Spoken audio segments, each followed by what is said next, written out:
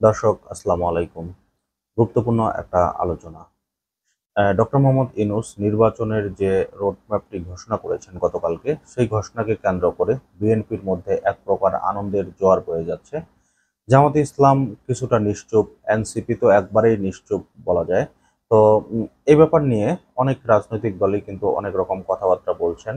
কারণ বিএনপির চাওয়া ছিল যেহেতু ফেব্রুয়ারি বা ডিসেম্বরের মধ্যে নির্বাচন, তাদের চাওয়া সাধ্য অনুযায়ী নির্বাচনটা হচ্ছে। জামাতে ইসলামেরও চাওয়া ছিল এপ্রিল থেকে ফেব্রুয়ারি। এটাও তাদেরও একটা ইচ্ছার প্রতিফলন দেখা যাচ্ছে।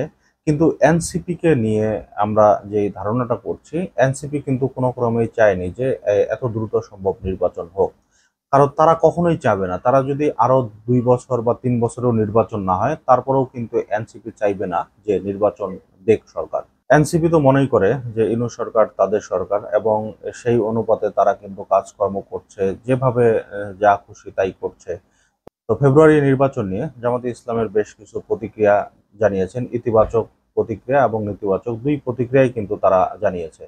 তো আমার দেশের খবর শিরোনামে বলা হয়েছে, ফেব্রুয়ারিতে নির্বাচনের ঘোষণাকে ইতিবাচক হিসেবেই দেখছে জামাত।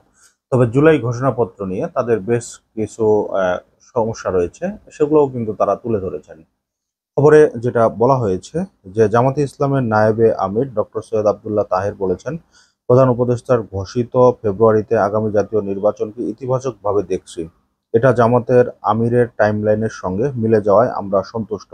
তবে এই নির্বাচনের আগে আমাদের দাবিগুলো অবশ্যই পূরণ করতে হবে। তিনি আরো বলেন যে অন্তর্বর্তী সরকার ২৮ দফা জুলাই ঘোষণাপত্র একটি অপূর্ণাঙ্গ বিবৃতি উল্লেখ করে আবদুল্লাহ তাহের বলেন, গণমানুষের প্রত্যাশার প্রতিফলন ঘটেনি, অতিবিলম্বে জুলাই ঘোষণাপত্রে জন আকাঙ্ক্ষা অপরিহার্য বিষয়গুলো অন্তর্ভুক্ত করে তার আইনি ভিত্তি দেওয়ার দাবি জানান তিনি। তার মানে এই যে জুলাই ঘোষণাপত্র যেটা হয়েছে, এটা পূর্ণাঙ্গ ঘোষণাপত্র হয়নি। আমার কাছে নিজের কাছেও মনে হয় যে এটা একটা পূর্ণাঙ্গ ঘোষণাপত্র হয়নি, কারণ এখানে অনেক কিছুই নিয়ে আসা হয়নি। এখানে নিয়ে আসা হয় নাই প্রবাসীরা যে বাংলাদেশের এই জুলাই অভ্যুত্থানে ব্যাপক পরিমাণ ভূমিকা রেখেছিল, তাদের কথাও কিন্তু এখানে কোথাও উল্লেখ করা হয়নি। তারা যে রেমিটেন্স বন্ধ করেছে বিভিন্ন দেশে, তাদের এই আন্দোলনের সহযোগিতা করায়, এবং এই আন্দোলনের সময় তারা সেই দেশে আন্দোলন করেছিল, এজন্য কিন্তু অনেক মানুষকে জেলেও যেতে হয়েছে। এই ব্যাপারগুলোও কিন্তু সরকার সেখানে নিয়ে আসেনি। এছাড়া নির্বাচন নিয়ে তিনি আরো যেটা বলেন যে একই সঙ্গে জুলাই সনদ বাস্তবায়নের মাধ্যমে আগামী জাতীয় নির্বাচন সুষ্ঠু গ্রহণযোগ্য অনুষ্ঠানের মাধ্যমে হওয়ার আহ্বান জানান।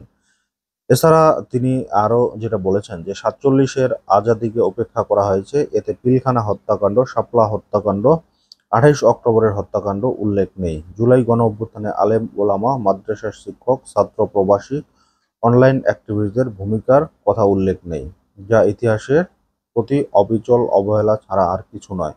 জুলাই অভ্যুত্থানের টার্নিং পয়েন্ট ছিল ৯ দফা থেকে ১ দফায় রূপান্তরিত হয়েছিল, সেই বিষয়টি ঘোষণাপত্র এড়িয়ে যাওয়া হয়েছে।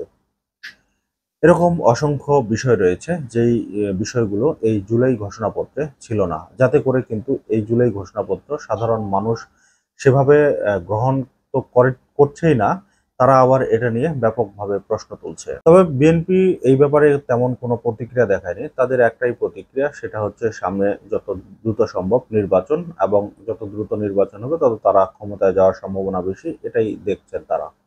এছাড়া আরো বেশ কিছু রাজনৈতিক দল এগুলো নিয়ে প্রতিক্রিয়া জানিয়েছে। তবে জামাতে ইসলাম যে প্রতিক্রিয়াগুলো জানিয়েছে, এগুলোর সাথে আমার অনেকটা মিলে যাচ্ছে। কারণ এই ঘোষণাপত্রে যাদের যাদের নাম এবং যেই ব্যাপারগুলো উল্লেখ করার কথা ছিল, সেই ব্যাপারগুলো সরকারের পক্ষ থেকে উল্লেখ করেনি। আসলে এই যে ঘোষণাপত্রটা সরকার দিয়েছে, এটা তো অনেক পূর্ব পরিকল্পিত কোনো ঘোষণাপত্র ছিল না। এটা আসলে এরা খুব রিসেন্ট এই কাজগুলো করেছে, যাতে করে কি ছাড়া পড়ছে বা কোনটা অ্যাড হলো, এই ব্যাপারগুলো নিয়ে তাদের তেমন একটা মাথা ব্যথা ছিল না। এই জন্যই মূলত এই ঘোষণাপত্রটার এই অবস্থা। তো দর্শক, আজকের মতো এই পর্যন্তই। আল্লাহ হাফেজ।